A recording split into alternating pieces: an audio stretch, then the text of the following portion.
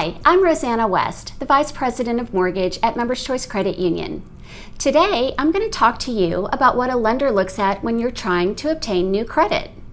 First, let me tell you about the 5 C's of credit: character, capacity, capital, collateral, conditions.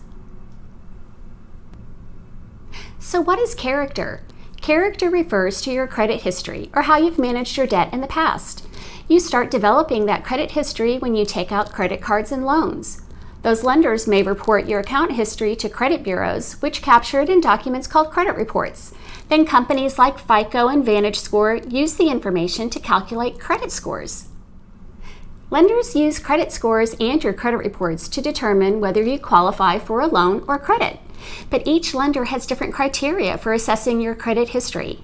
When pulling your credit reports, they'll look at the details of your payment history and how much you've borrowed. They'll also check for things like late payments, foreclosures, or bankruptcies. Lenders may also set minimum credit score requirements. Generally, a higher credit score signifies less risk for the lender. So, maintaining good credit scores or improving your credit may help you qualify for credit in the future. So now let's talk about capacity. Your capacity refers to your ability to repay loans. Lenders can check your capacity by looking at how much debt you have and comparing it to how much income you earn. This is known as your debt-to-income ratio. You can calculate your own debt-to-income ratio by adding up all of your monthly debt payments and dividing that by your pre-tax monthly income, then multiply that number by 100. Generally, a low DTI ratio signifies less risk for the lender because it indicates that you may have the capacity to take on additional monthly debt. The Consumer Financial Protection Bureau recommends keeping your DTI ratio for all debts at 43% or less for homeowners. Here's an example. If your student loan payment is $150 a month, your auto loan payment is $250 a month, and your mortgage is $1,000, then your total monthly debt is $1,400. If your gross monthly income is $5,000, here's how you would calculate your DTI ratio. You take your $1,400 divided by $5,000, which equals 28%. So your debt to income ratio in this situation is 28%. So now let's talk about capital.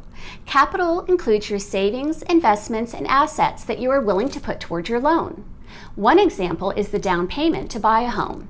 Typically, the larger the down payment, the better your interest rate and loan terms. And that's because down payments can show the lender your level of seriousness and your ability to pay back the loan. Your household income is often the primary source for paying off your loans. But if anything unexpected happens that could affect your ability to pay them off, like a job loss, capital provides the lender with additional security. Now let's talk about collateral. Collateral is something you can provide as security, typically for an auto loan or a mortgage loan. If you can't make payments, the lender can take your collateral. Providing collateral may help you secure a loan or credit card if you don't qualify based on your creditworthiness. The asset you provide as collateral and whether you need it depends on the type of credit you're applying for. Mortgage loans, the property you buy, acts as collateral. This is why lenders will obtain a written appraisal on the property to be sure there is enough value to cover the loan in the event of a foreclosure. Conditions. Conditions include other information that helps determine whether you qualify for credit and the terms you receive. For instance, lenders may consider these factors before lending you money. How do you plan to use the money? A lender may be more willing to lend money for a specific purpose as opposed to a personal loan that can be used for anything. In the case of a mortgage, do you plan to live in the home or are you going to rent it out? Then there are external factors. Lenders may also look at conditions outside of your control, like how the economy is, federal interest rates, and industry trends before providing you with credit. While you can't control these, they do allow your lenders to evaluate their risk. So why are the 5 C's important? The 5 C's of credit help lenders evaluate risk and look at a borrower's creditworthiness. They also help lenders determine how much an applicant can borrow and what their interest rate will be. Character. To develop a strong credit history, always make payments on time and try to keep your credit utilization, which measures how much credit you're using, low. Capacity. Only apply for the credit you need. A low DTI ratio can help show lenders that you have the capacity for a new loan payment. Capital. Having cash on hand may help you qualify for a loan because it can indicate to your lender your level of seriousness. Collateral. You may need to provide collateral to take out some loans and credit cards. If you always make on-time payments and follow the loan terms, you'll get to keep your collateral. And then conditions. You might not have control over some of the conditions that may impact your credit application, but being aware of them will give you an idea of whether you might qualify for credit. It may be helpful to keep the 5 C's of credit in mind as you build credit and work towards your financial goals.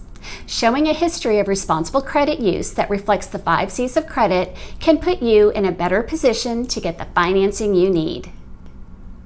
Thank you for spending some time with me today. I look forward to seeing you soon.